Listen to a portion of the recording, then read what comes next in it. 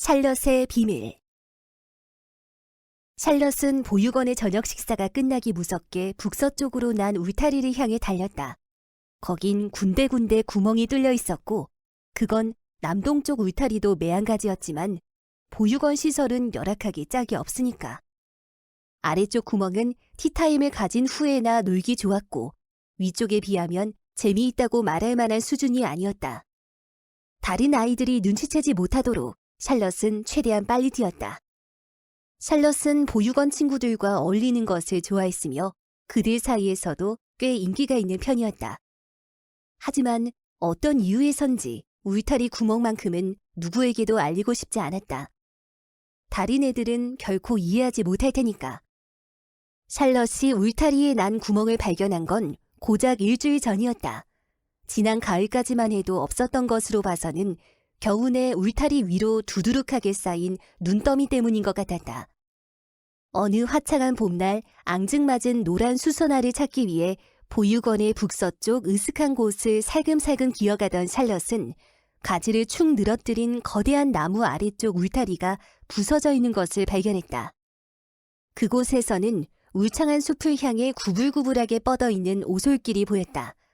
샬럿은 햇볕이 내리쬐는 사랑스럽고 매력적인, 무엇보다 울타리 따위로 막혀있지 않은 저편으로 달려가고픈 충동을 느꼈다.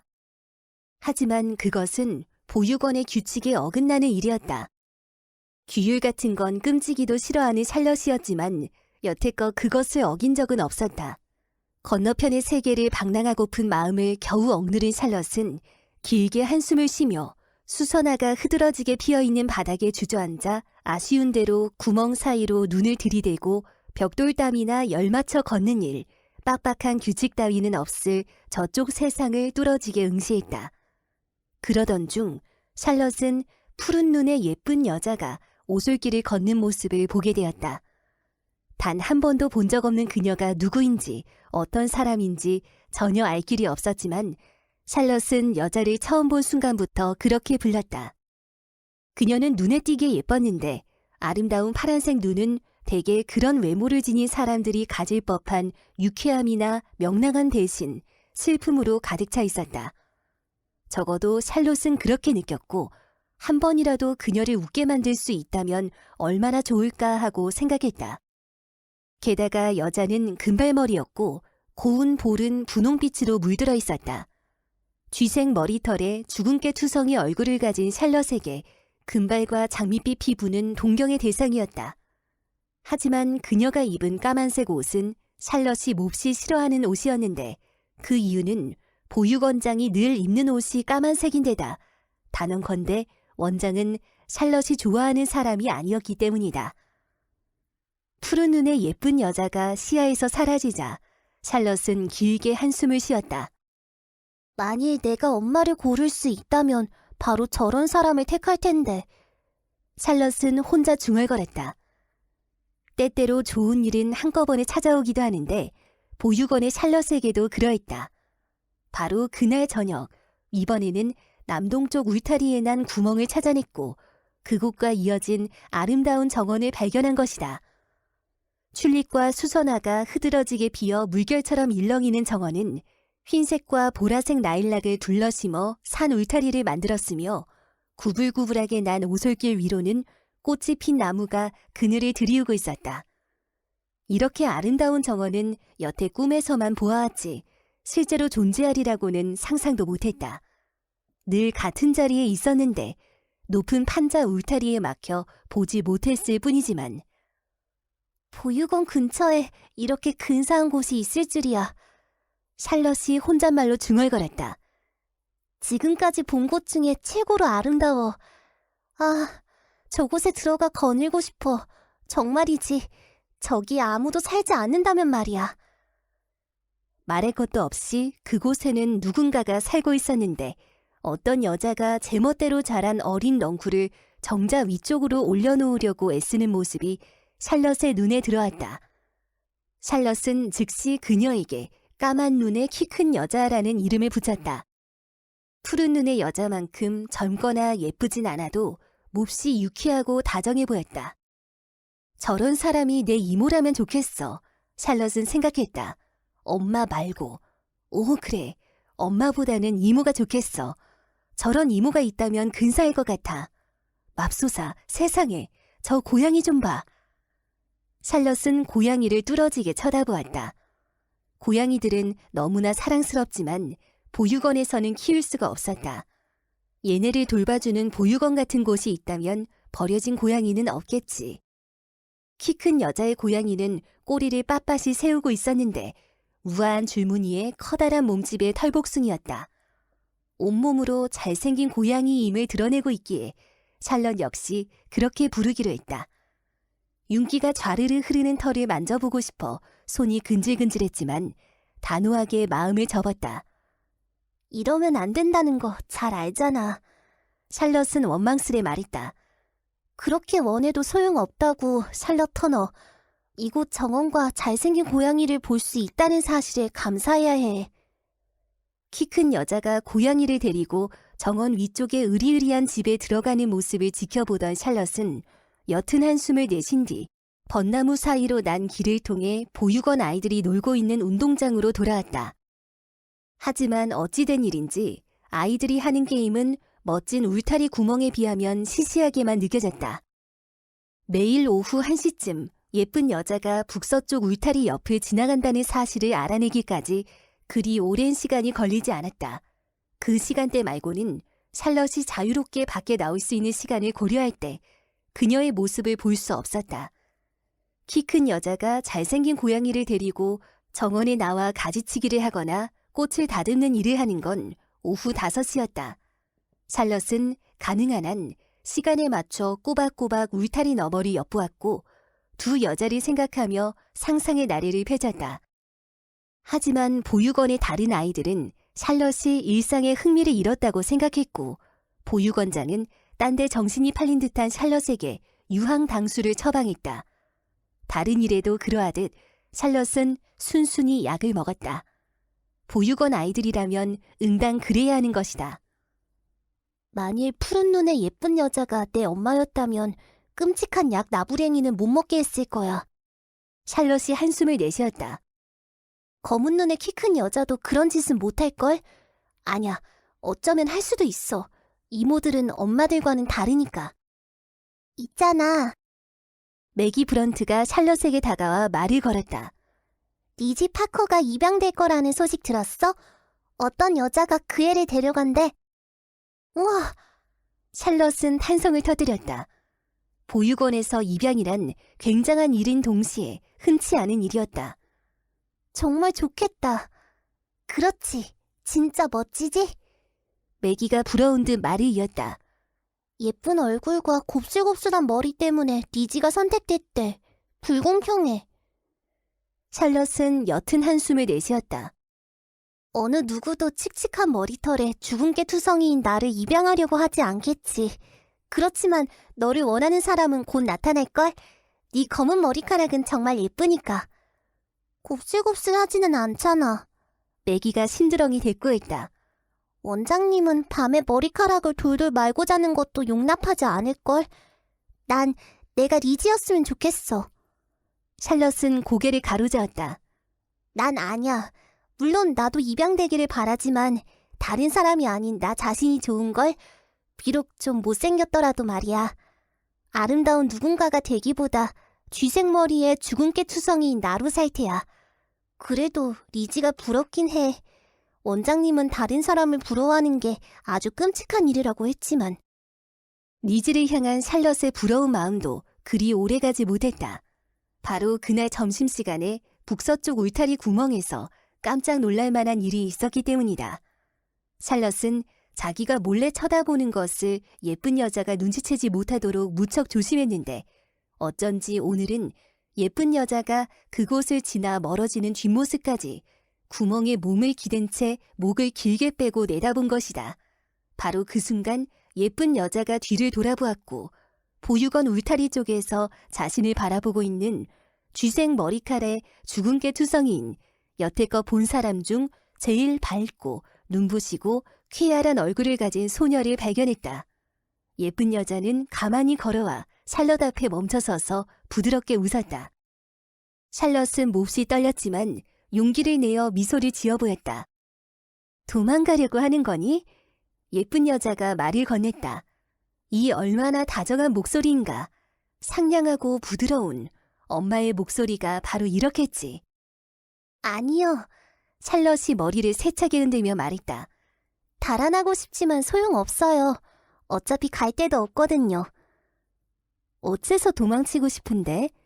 예쁜 여자가 입가에 미소를 머금은 채 물었다. 저기에서 살고 싶지 않은 거니? 샬럿은 두 눈을 치켜떴다. 여긴 보육원이잖아요. 샬럿이 소리쳤다.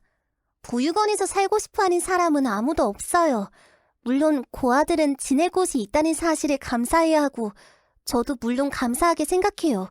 원장님이 유황당수를 먹이지 않는다면 지금보다 훨씬 감사할 테고요. 아줌마에게 딸이 있다면 유황당수 같은 걸 먹게 하실 건가요? 딸이 있었지만 그걸 먹인 적은 없어. 예쁜 여자의 눈은 슬퍼 보였다. 딸이 있었지만 이란요? 샬럿이 나긋하게 물었다. 그 애는 지금 하늘나라에 있거든. 예쁜 여자의 목소리가 힘없이 떨렸다. 그렇군요. 죄송해요. 샬럿의 목소리가 작아졌다. 그 애도 아줌마처럼 예쁜 금발에 분홍빛 볼을 갖고 있었겠죠? 아니, 예쁜 여자는 빙긋이 웃었지만 여전히 울적해 보였다. 그의 머리칼은 짙은 회색이었고 주근깨가 아주 많았단다. 어머, 굉장히 속상하셨겠네요. 아니, 전혀. 좋기만 했어. 아이 아빠와 똑 닮은 부분이었거든. 나는 그의 짙은 머리칼과 주근깨 얼굴을 사랑했단다. 어머, 이제 가봐야겠구나. 늦으면 안 되거든. 학교에서는 시간을 잘 지켜야 해. 내일 여기에서 다시 만나게 되면 그때 네 이름을 가르쳐줘. 다음 날에도 샬럿은 예쁜 여자와 이야기를 나누었다.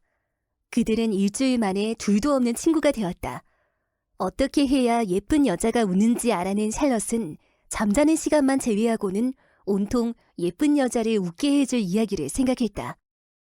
근사한 일은 그뿐만이 아니었다. 어느 날 저녁 남동쪽 울타리 근처를 한참 어슬렁거렸는데도 검은 눈의 키 큰 여자가 보이지 않았다. 적어도 샬럿의 눈에는 말이다. 잘생긴 고양이만이 나무 그늘에 앉아 자기가 고양이라는 사실을 자랑스럽게 뽐내고 있었다. 잘생긴 고양이야. 샬럿이 말을 건넸다. 널 만질 수 있게 이리로 와주겠니? 마치 샬럿의 말을 이해하기라도 한 것처럼 고양이가 다가왔고 샬럿이 그를 품에 안고 얼굴을 문지르자 잘생긴 고양이는 기분 좋은 듯 가르랑거렸다. 그러다가 라일락 덤불을 넘어와 울타리 앞에 서 있는 키 큰 여자의 모습을 본 순간 샬럿은 쥐구멍이라도 들어가고 싶은 기분이 되었다. 그게 말이죠. 샬럿은 당황한 나머지 말이 더듬었다. 잘생긴 고양이를 해치려는 게 아니었어요. 그냥 쓰다듬고 싶었을 뿐이에요.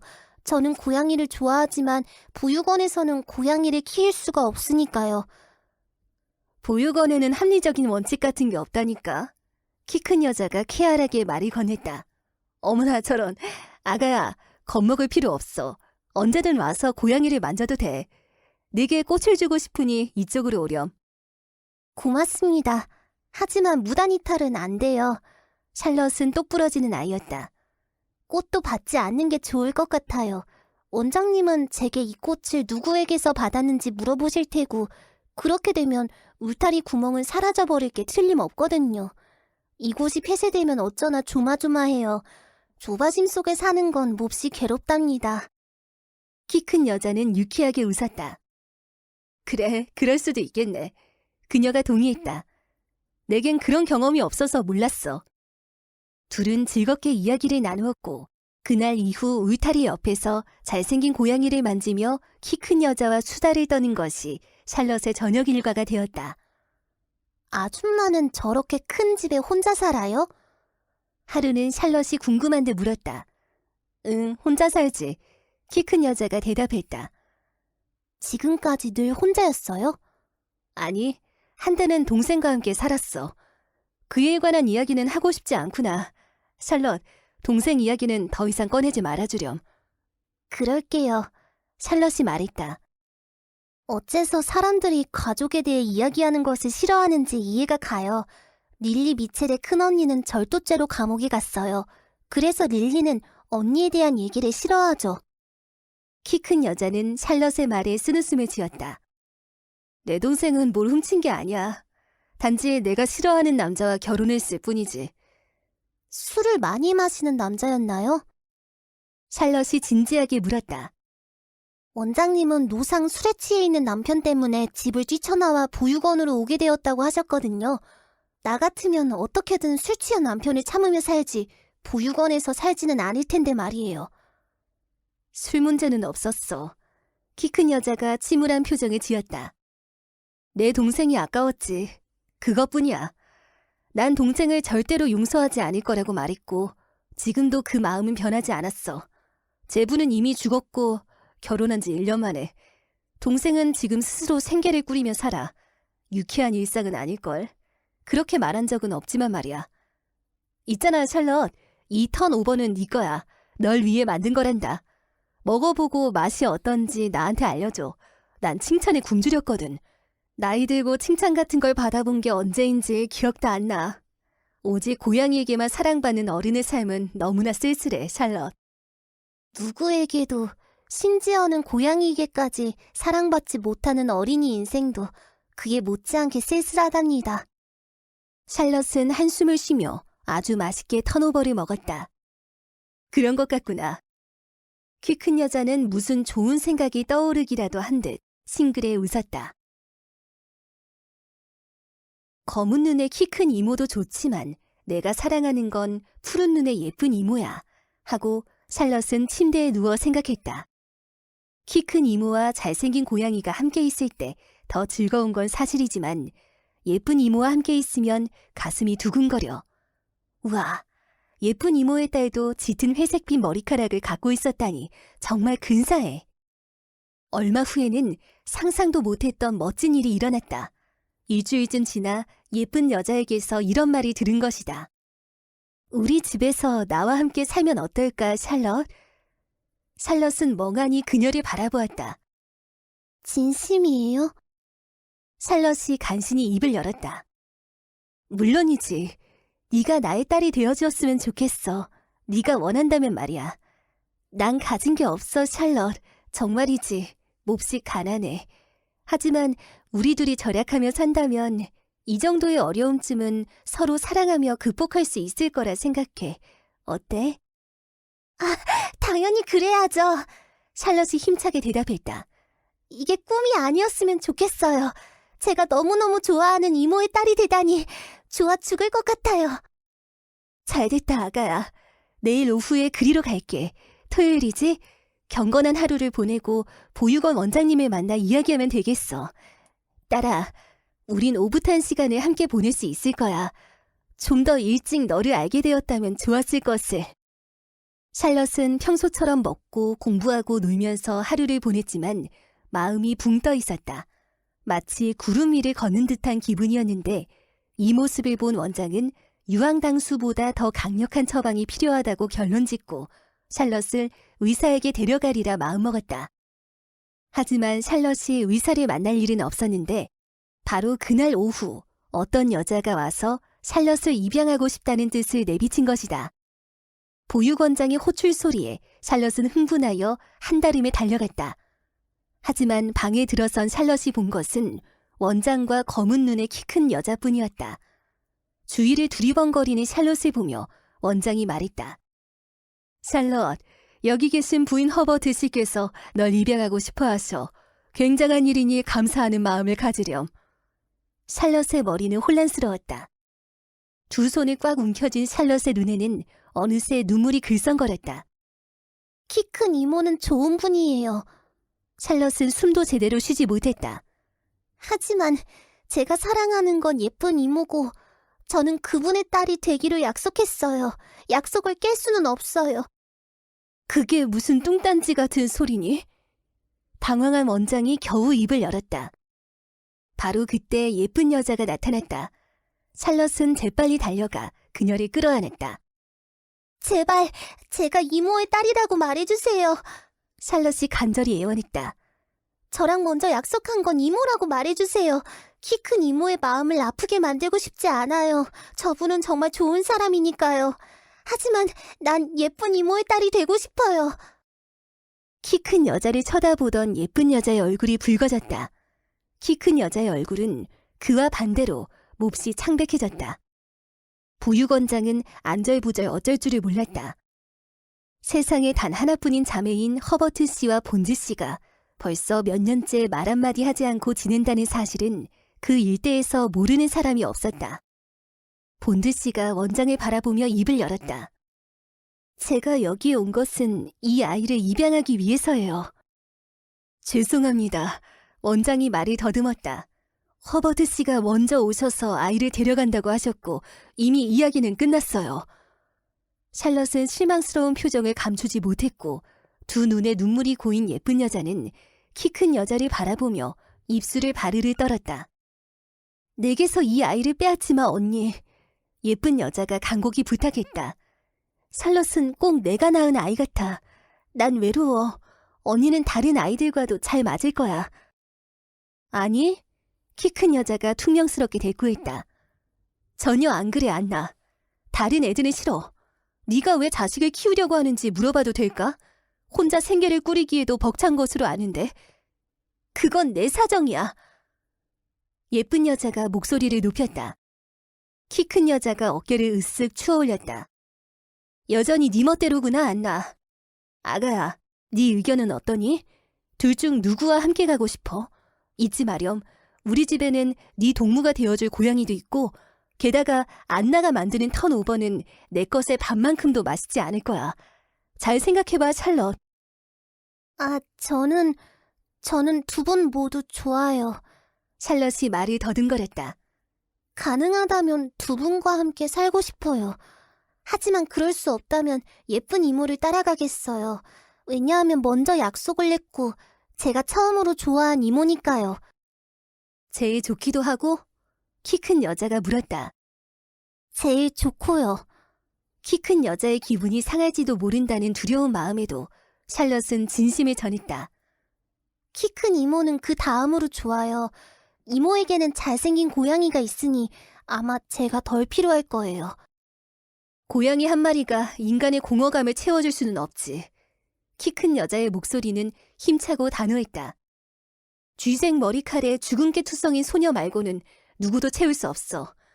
있잖아, 안나. 아무리 생각해도 샬럿은 내가 데려가야겠어. 그런데 말이야, 샬럿이 아주 영리하게 문제를 해결할 방법을 생각해낸 것 같아. 아까 우리 둘과 함께 살고 싶다고 했잖아. 왜 안 되겠어? 지난 일은 지난 일로 덮어두고 네가 우리 집으로 들어와 함께 살면 되지. 우리 둘 다 잘못한 게 있으니까 서로 용서해주자. 사실은 몇 년 전부터 생각해온 건데 나이 들어 고집만 세져서 그만. 고양이한테 말고는 털어놓을 수가 없었어. 예쁜 여자의 표정이 누그러지면서 감동의 전율이 흐르는 듯 하더니 이내 따뜻한 미소가 떠올랐다. 예쁜 여자는 언니에게 다가가 목을 끌어안았다. 언니와 다시 가까워지길 얼마나 바라왔는지 몰라. 예쁜 여자가 흑흑 흐느꼈다. 하지만 언니가 원하지 않을 거라 생각했어. 난 그동안 정말 외로웠어. 이런. 키 큰 여자가 속삭였다. 원장님 앞에서는 울지 말자. 집에 갈 때까지 참아. 나도 울 것 같잖아. 샬럿, 모자를 챙겨 지금 당장 집으로 가자꾸나. 필요한 서류 같은 건 나중에 챙기고 일단 너부터 데려가야겠어. 고양이가 뒤 베란다에 앉아 네가 오기만을 기다리고 있거든. 먹기 좋은 크기로 구운 턴오버도 알맞게 식었을 거야. 너무 행복해서 샬럿이 덧붙였다. 이번엔 제가 울 것 같아요.